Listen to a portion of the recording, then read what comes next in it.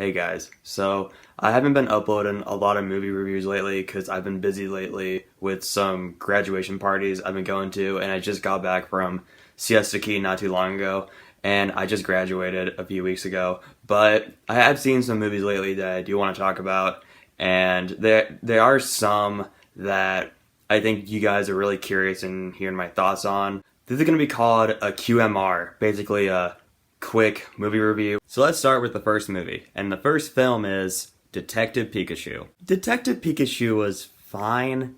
It was okay. It was harmless. It was okay. I wasn't a fan of Pokemon growing up. I didn't get into it as much as a lot of people did. I know it's like a worldwide phenomenon, and I know a lot of people who were really into it. For me, it just wasn't my cup of tea. And then I saw the trailers for Detective Pikachu, and I've never been more terrified in my entire life. I'm gonna sound a little biased here. Like I said, I wasn't into Pokemon growing up, so I wasn't at all interested in seeing Detective Pikachu. But my friend invited me to see it, and I was like, okay, I'll give it a shot. I'll have an open mind. And then I saw it, and I was like, it's okay. It wasn't bad. It wasn't great. It was just fine.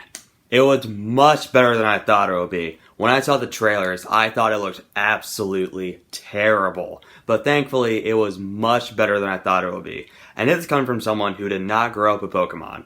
The highlight of the film for me was probably Ryan Reynolds as Pikachu.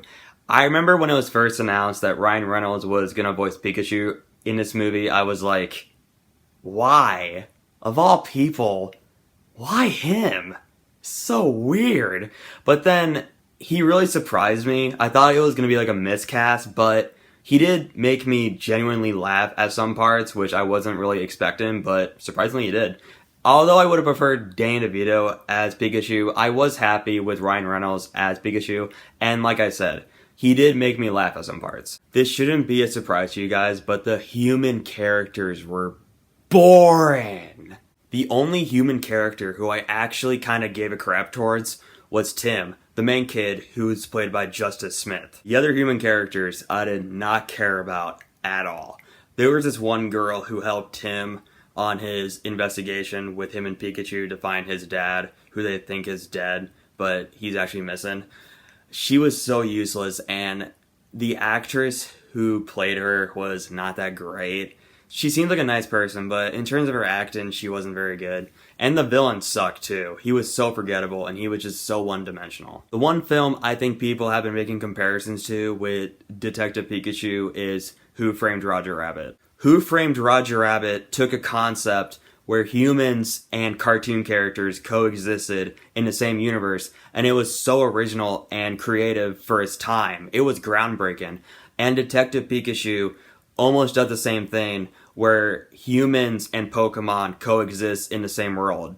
But the thing is, I feel like Who Framed Roger Rabbit took the elements Detective Pikachu had and did it better, because it was more creative and more original. And I will give Detective Pikachu credit for doing his own story with the Pokemon, but the problem is, it didn't feel original to me. So, basically, the best way to sum up Detective Pikachu is, okay, it's fine.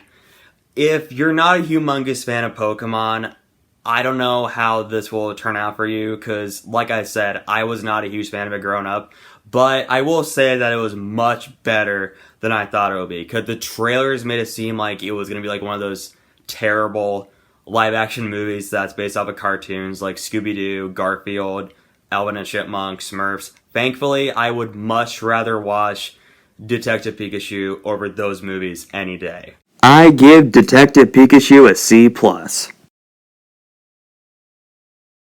Alright, the next film up is Extremely Wicked, Shockingly Evil, and Vile. I have a lot to talk about Extremely Wicked, because I really enjoyed it.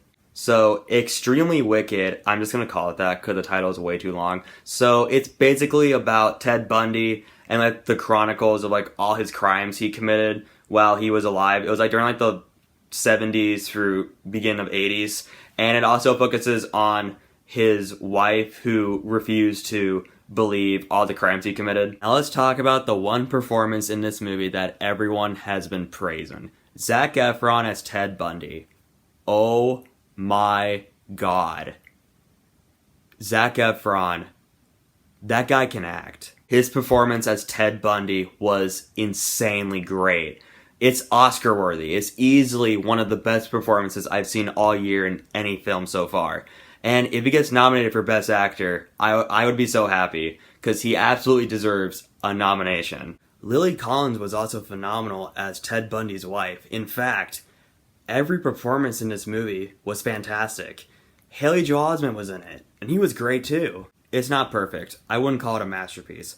I did have some issues with it. Like, for example, the pacing was a bit slow some parts, and I feel like it did go on for a bit too long. Like, it could have been maybe 10 to 15 minutes shorter. But what I like the most about Extremely Wicked is it doesn't glorify or romanticize Ted Bundy and all the shocking crimes he committed. It knows what it is. It depicts Ted Bundy as a monster, and that's who he was. If you guys haven't seen Extremely Wicked yet, I definitely recommend it. It's on Netflix, so if you guys have Netflix, I recommend checking it out. I give Extremely Wicked, Shockingly Evil, and Vile a B+. So, if you guys have seen Detective Pikachu or Extremely Wicked, what are your thoughts on them? Whatever they are, just leave your thoughts in the comments below. And if you want to see more of my videos, be sure to hit that like button and subscribe for more great content.